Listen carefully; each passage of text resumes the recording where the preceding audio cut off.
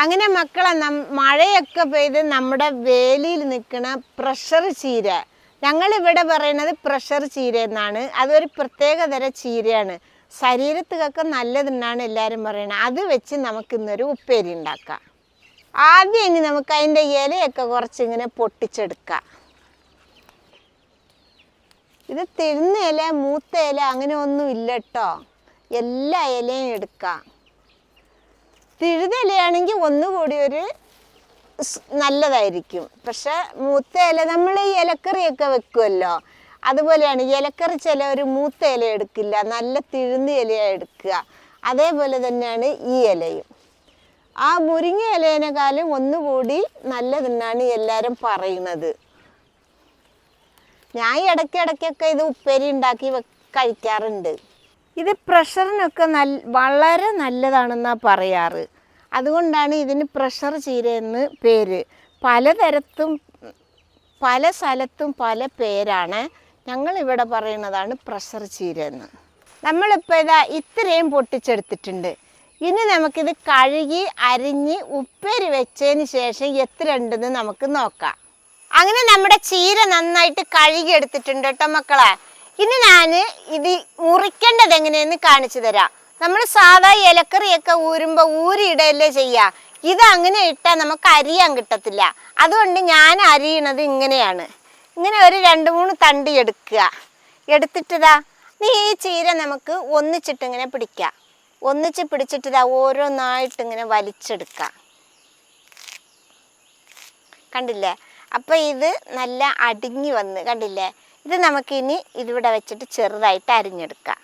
ഇതിങ്ങനെ വെച്ചിട്ട് ചെറുതായിട്ട് ഇങ്ങനെ അരിയുമ്പോൾ എന്തുണ്ടെന്നറിയോ, നമ്മൾ ഉദ്ദേശിച്ചതുപോലെ നമുക്ക് ചെറുതായിട്ട് അരിഞ്ഞെടുക്കാൻ പറ്റും. കണ്ടില്ലേ? ഇതാ നമുക്കിത് ഒരു പാത്രത്തിലേക്ക് ഇട്ട് കൊടുക്കാം. ഇത് നമ്മളിങ്ങനെ അരിയുമ്പോൾ എല്ലാതും ഒന്നുപോലെ അരിയാൻ കിട്ടും.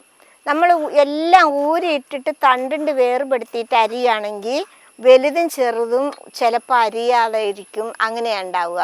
ഇതിങ്ങനെ ആകുമ്പോൾ കറക്റ്റ് പരുവത്തിന് നമുക്ക് അരിഞ്ഞെടുക്കാൻ പറ്റും.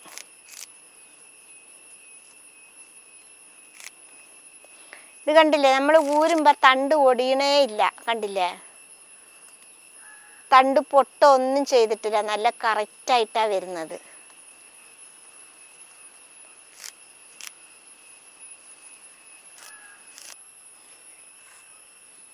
അങ്ങനെ നമ്മൾ എല്ലാ ഇലയും അരിഞ്ഞെടുത്തിട്ടുണ്ട്. അരിഞ്ഞപ്പോൾ കണ്ടില്ലേ എത്ര തോനെയുള്ളത്. ഇനി നമ്മൾ ഇത് ഉണ്ടാക്കാൻ തുടങ്ങാം. ഉണ്ടാക്കിയിട്ട് എത്രത്തോളം ഉണ്ടെന്ന് നമുക്ക് കാണാം. നമ്മൾ ഇതിപ്പോൾ തന്നെ അടുപ്പത്തെക്കണില്ല. ഇതിൽ നമുക്കിനി കുറച്ച് ചെറിയ ഉള്ളി ചെറുതായിട്ട് അരിഞ്ഞത് ഇട്ട് കൊടുക്കാം. ഞാനിതിലൊരു 10 ചെറിയ ഉള്ളിയാണ് അരിഞ്ഞിട്ട് ഇട്ടിട്ടുള്ളത്. പിന്നെ ഒരു പച്ചമുളക് കുനുകുന അരിഞ്ഞത്. ഇനി പച്ചമുളക് പകരം മുളക് പൊടി ഇടണമെങ്കിലും ഇട്ട് കൊടുക്കാം. ഇനി ഇതിലേക്ക് നമുക്ക് ഇച്ചിരി തേങ്ങ ഇട്ട് കൊടുക്കാം. ഞാനിവിടെ ഒരു പിടി തേങ്ങയാണ് എടുത്തിട്ടുള്ളത്. അത് നമുക്കിതിൽ ഇട്ട് കൊടുക്കാം. തേങ്ങ ഇനി കൂടുതലിടണമെങ്കിൽ കൂടുതലിടാം. തേങ്ങ ഇഷ്ടമില്ലാത്തവർക്ക് ഇടവും ചെയ്യണ്ട. ഇനി നമുക്കിതിലേക്ക് ഒരു 1/4 ടീസ്പൂണ് മഞ്ഞൾപ്പൊടിയും കൂടി ഇട്ട് കൊടുക്കാം. ഇതിൽ നമുക്ക് പാകത്തിനുള്ള ഉപ്പും കൂടി ഇട്ട് കൊടുക്കാം. ഉപ്പ് കുറച്ചിട്ടാൽ മതി കേട്ടോ. നമുക്ക് ഇനി കൈ കൊണ്ട് ഇത് നന്നായിട്ട് എല്ലാം മിക്സാക്കി ഒന്ന് ഞെരടിയെടുക്കാം. ഉപ്പും തേങ്ങയും ഉള്ളിയും പച്ചമുളകും ഒക്കെ എല്ലായിടത്തും പെടേണ്ട രീതിയിൽ ഞെരടിയെടുക്കാം. ഇത് നമ്മളിങ്ങനെ ഞെരടുമ്പോൾ തന്നെ ഈ ഇലയുടെ ഉള്ളിലുള്ള വെള്ളത്തിൻ്റെ കെനിവ് ഇങ്ങനെ വരും പുറത്ത്. അതുകൊണ്ട് നമ്മളിത് ഉണ്ടാക്കുമ്പോൾ വെള്ളം ഒന്നും ഒഴിക്കേണ്ട ആവശ്യമൊന്നുമില്ല. ഇപ്പം കണ്ടില്ലേ, എല്ലാതും നന്നായിട്ട് മിക്സായിട്ടുണ്ട്. പിന്നെ ഒരു കാര്യം കൂടി, ഈ പ്രഷറിൻ്റെ ചീര പറയണ ചീര കഴിക്കാൻ പാടില്ല എന്നൊക്കെ ചിലവർ പറയുന്നുണ്ട്. കഴിച്ചാൽ ശ്വാസകോശത്തിന് എന്തെങ്കിലും സംഭവിക്കും എന്നൊക്കെ പറയണത്. ചിലവർ പറയണത് നല്ല വേവിച്ചിട്ട് കഴിച്ചാൽ കുഴപ്പമില്ലെന്നാണ് പറയണത്. ഈ ഇല ഞാൻ ഇടയ്ക്കിടയ്ക്ക് കഴിക്കാറുണ്ട്. എനിക്ക് ഇതുവരെ ഒന്നും ഉണ്ടായിട്ടില്ല. അങ്ങനെ നമ്മൾ എല്ലാതും നന്നായിട്ട് മിക്സാക്കി എടുത്തിട്ടുണ്ട്. ഇനി നമുക്കത് ഉണ്ടാക്കാൻ വേണ്ടിയിട്ട് ഒരു ചീൻചട്ടി അടുപ്പത്ത് വെക്കാം. ഇനി നമുക്ക് ചട്ടിയിൽ 2 ടേബിൾ സ്പൂൺ അളവിൽ വെളിച്ചെണ്ണ ഒഴിച്ചു കൊടുക്കാം. എണ്ണ ഒന്ന് ചൂടായി വരട്ടെ. ഈ എണ്ണയിൽ നമ്മൾ കടുകൊന്നും ഇടുന്നില്ല കേട്ടോ മക്കളെ. 2 ടേബിൾ സ്പൂണ് അരിയാണ് ഇട്ട് കൊടുക്കണത്. നമ്മൾ ചോറൊക്കെ വെക്കണ അരിയാണ്. അതൊന്ന് പൊരിഞ്ഞ് വരട്ടെ. കരിഞ്ഞ അരി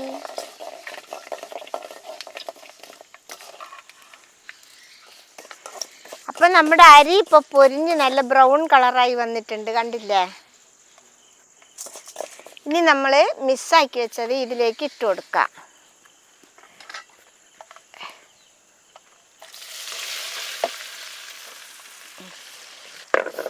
നമുക്ക് നന്നായിട്ടൊന്ന് ഇളക്കി കൊടുക്കാം.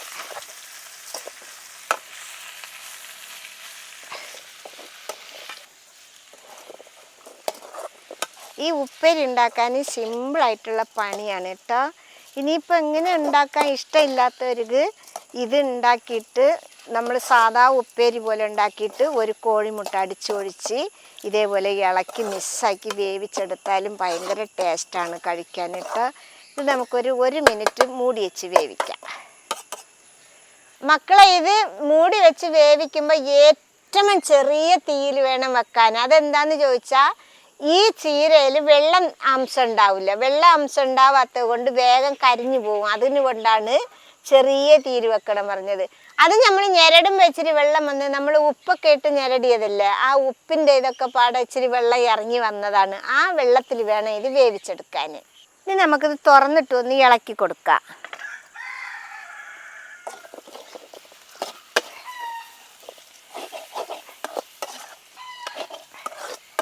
ഇപ്പം നമ്മുടെ ചീരയും ഉള്ളിയും ഒക്കെ പാടെ ഒന്നിച്ചിട്ട് വെന്ത് വരുന്നുണ്ട്.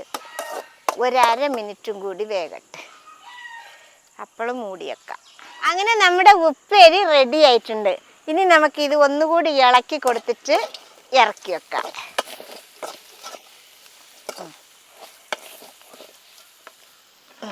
ഇതിപ്പോൾ വെള്ള സൂന്ന് കേൾക്കുന്നത് തേങ്ങയുടെയൊക്കെ വെള്ളാംശമാണ് കേട്ടോ. ഇത് നമുക്ക് ഒരു പാത്രത്തിലേക്ക് കോരി വെക്കാം.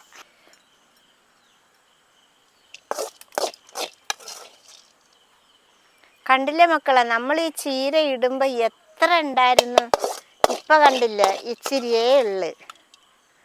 അത് തേങ്ങയൊക്കെ കൂട്ടിയത് കൊണ്ടാണ് ഇത്ര തോനെ തോന്നുന്നത്.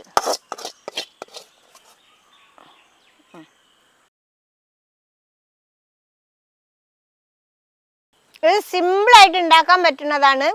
എല്ലാവരും ഉണ്ടാക്കി നോക്കണം. നമ്മുടെ വീട്ടുകളില്ലെങ്കിലും എന്തായാലും അയൽവക്കത്തൊക്കെ ഉണ്ടാവും. അതിൽ 4 കൊത്തി ഇല എടുത്തിട്ട് ഉണ്ടാക്കി നോക്കണം. ഇഷ്ടപ്പെട്ടാൽ സബ്സ്ക്രൈബ് ചെയ്യുക, ലൈക്ക് ചെയ്യുക, കമൻറ്റ് ചെയ്യുക, ഷെയർ ചെയ്യുക. മക്കളെ ഫോളോ ചെയ്യാനും കൂടി മറക്കരുതേ.